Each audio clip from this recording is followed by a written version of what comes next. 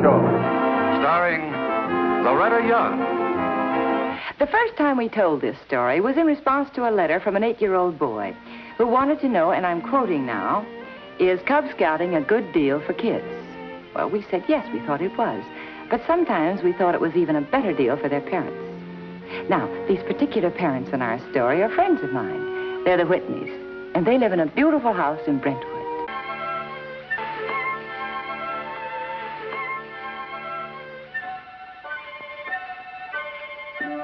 Angie?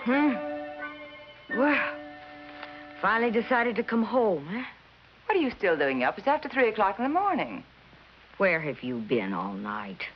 Well, after the opera, we went over to Josie's for a bite to eat and got to talking, you know. Where's Mr. Whitney? Working late again.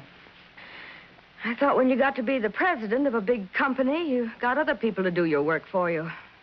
Else why be president? Not David. He's very conscientious. Did you just doze off there, Angie? Indeed not.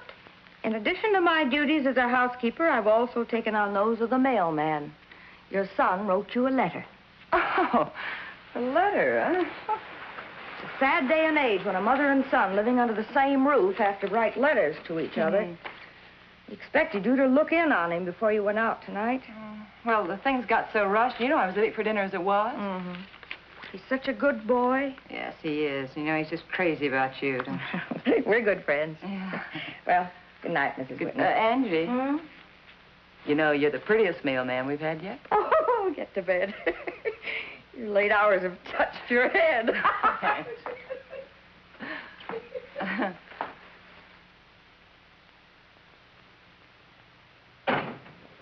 David?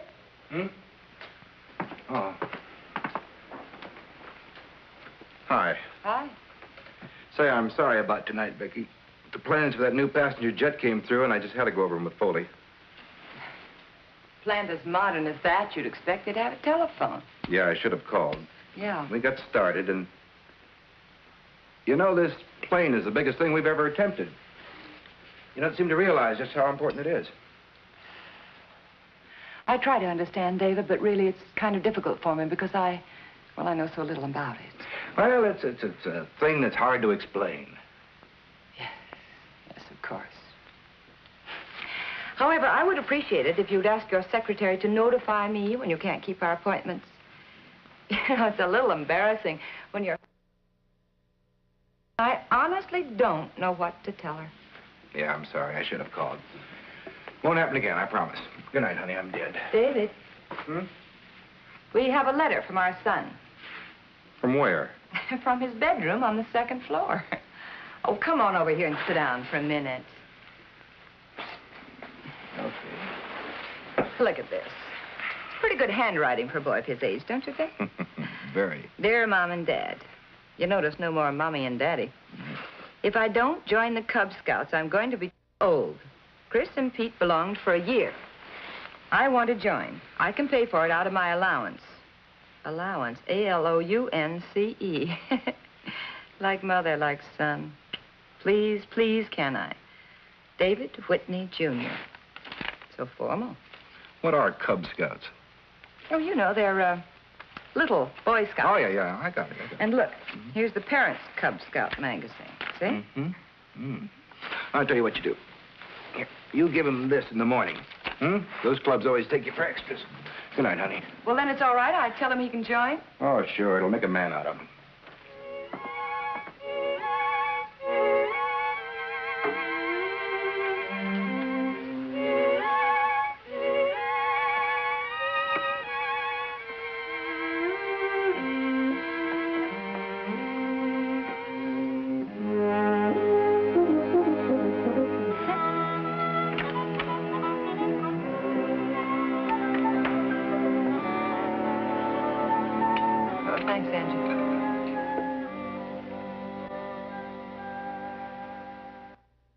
You read this part here very carefully.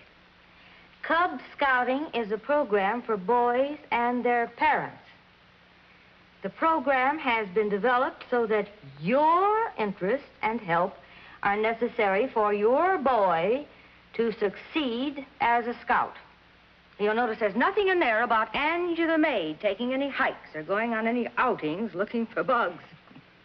Now, I noticed, Angie. Hey, Mom, did you get my letter? Is it all right? Chris and Pete are Cubs. Can I be one, please? Good morning, Duffey. Yes, I got your letter. Did Dad read it? What did he say? Can I? Yes, your daddy read it, and he says he thinks it'll be a wonderful thing for you to do. He left this for you.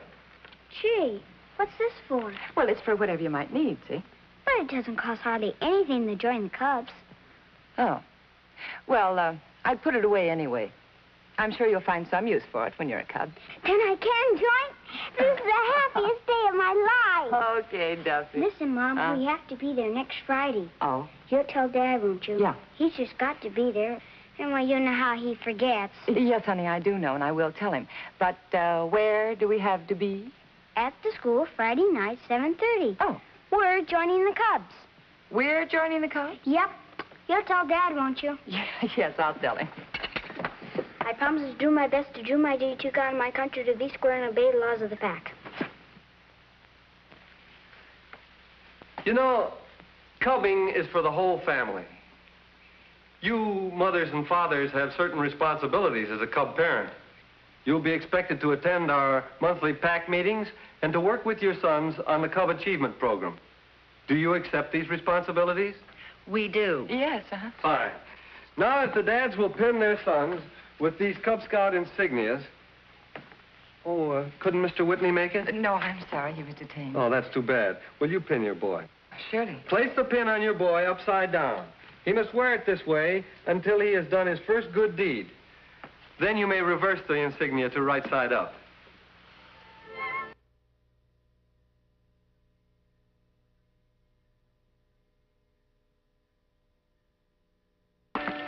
Mrs. Whitney, I'd like you to meet my wife. Oh, how do you do? How do you do? Mrs. Henry will be Duffy's den mother. Oh, how nice. Isn't that nice, Duff? Yeah. My goodness, the Henrys are in the Cubs full force, aren't you? Must be a terrific amount of work for you, Miss Henry. Well, in my present condition, it is a little hard keeping up with the boys. There are only 6 in my den, but they're all jet-propelled. Well, if I can ever be of any help to you, just call on me. I'm calling. You can help me with the meeting on Friday. Oh, I'm sorry, Friday. That's not a good day for me. But any other time. A den mother can always use help, mental and physical. Excuse me. Yes, surely. But it's fun, I keep telling myself. Yes. So when you have some free time and you're feeling strong, why don't you call me? I certainly will do that. Where'd Duffy get to, do you know? I don't know. Well, I'll see you later. Right. Bye, Jerry. Bye.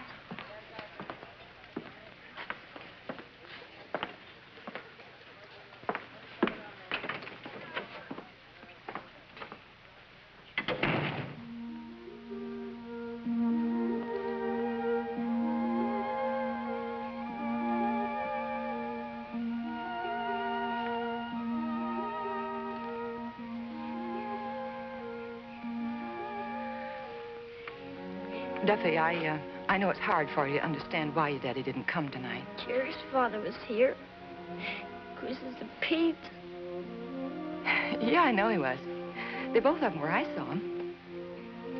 But, well, maybe they haven't got the responsibilities that your daddy has. I mean, business responsibilities. Remember, he's the president of his company. He's the boss of thousands of people. And they're his responsibility, too. And, oh, he does a wonderful job looking after them. That's something to be proud of, Duff. And he's awfully good to us. We have a nice house and clothes. Jerry has a nice house. Yeah. Of course he has, honey. Look, Duff. Maybe someday you'll be a president of a big company like your daddy is, and you'll have a little boy like you. And you want your little boy and his mommy to understand how busy you are. Now, he won't mean that you don't love them. It's just that you're busy, that's all. So don't be mad at your daddy, honey. You wouldn't want your little boy to be mad at you. I'm sorry. Here, Mom. Thanks, Duff. You're welcome.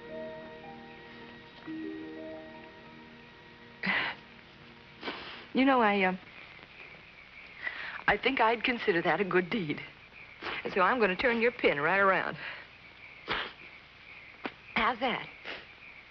Okay? How about some ice cream on the way home? I know. Let's hike home. Oh, well, we got the car. Please. I'm sorry. Of course, I'd love to.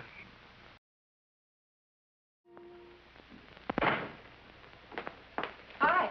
Hi. Have a good game? Oh, terrible. We didn't play Canasta. We played a thing called Scrabble. I found out I not only can't spell, I'm ignorant. No comment. What, may I ask, is that? Just a week ago, this was a number 9 coffee can. And, madam, will you look at it today? Oh, another artistic triumph for the Cubs. Where is my little monster? He's at the Cubs, transforming another batch of cans into heaven only knows what. Angie, it's 7:15. He couldn't still be there. An artist knows no time. Oh, well, the mother of the artist is going to find out.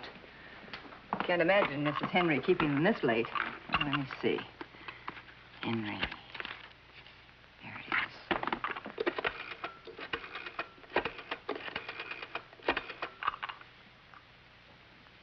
Hello, Miss Henry. Miss Whitney. You're kind of working overtime, aren't you? When do you plan to close shop? Isn't Duffey there? He said what? With his father? No. No, he didn't. Yes, all right. Thanks, Miss Henry. What is it? She said Duffey left there at 4 o'clock. That's 3 hours ago. Mr. Whitney, please. Betty, this is Mrs. Whitney. Is he there? Well, I'm sorry. You'll have to disturb him. This is very important. Yes, that's right. David, is Duffey there with you by any chance? Oh. David, something's happened to him. No, but he's been gone for hours and nobody knows where he is. David, when are you coming home? Please, you've just got to. I know something's happened to him. Well, he told Mrs. Henry that he had to leave early because he and his father were going on a picnic tonight because they couldn't go on the picnic next week. That's right. All right, but hurry, will you?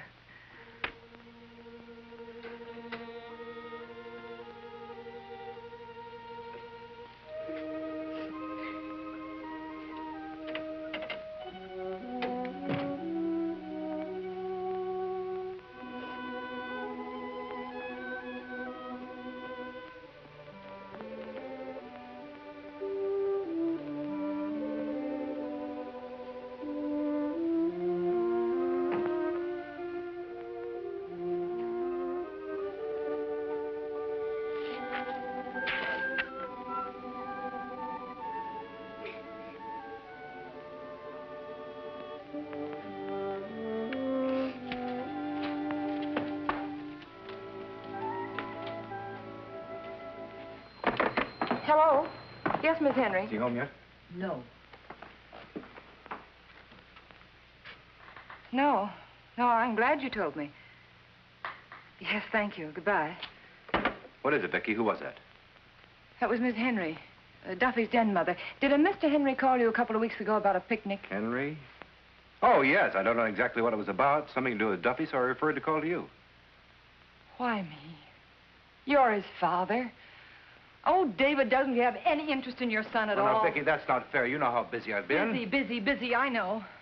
Look, Mr. Henry has put hours and hours every week in with your son, more than you give him a month, and you were too busy to answer a phone call I'm sure from that his him. call couldn't have been this important. Not to you, no. But obviously it was very important to your son. It was so important, why didn't you have him call me back? Because he never called me.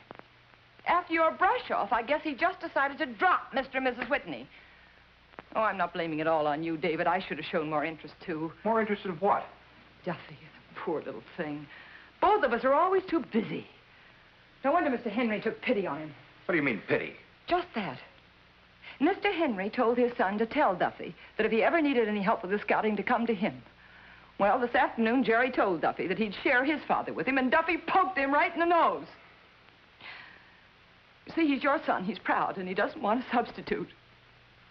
If he needed help, why didn't he come to me? Because he's not used to coming to you, David. Oh, it's true. You and your son are strangers. We're all strangers in this. Vicky. Oh, David, where is he? All right, Where take is it easy. Take it easy, honey. We'll find him. We'll find him. Now, look. You called the police? I called him, and Mrs. Henry's called all of his little friends, and nobody knows where he is. Well, come on now, Scotty. Sit down. I think I'll go out and just have a little look around, okay? I'll go with you. No. You just stay here and you relax. No, I'd rather be doing something. Look, I'll go to the park, and you look around the school, all right? Oh, David, there's so much we have to straighten out. I do love you so much. All right. Come on, let's go. Yeah.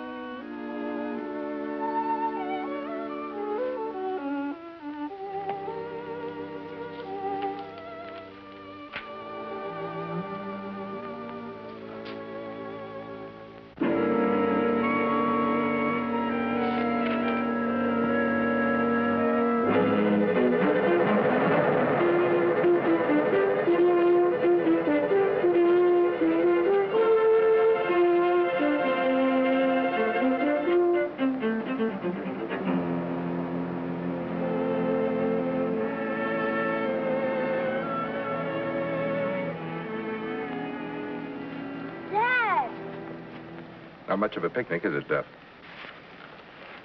But, Dad, the picnic isn't tonight. It isn't?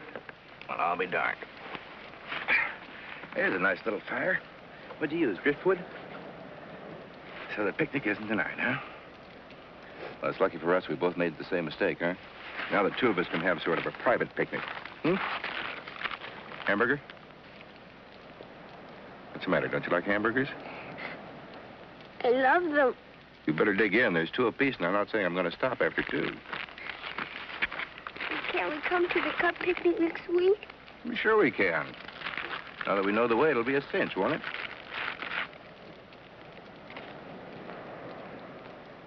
What's the matter, Duff?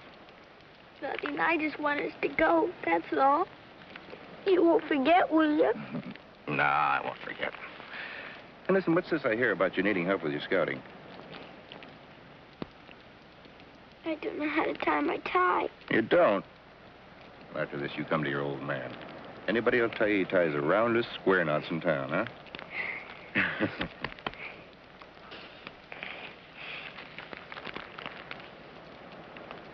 Good?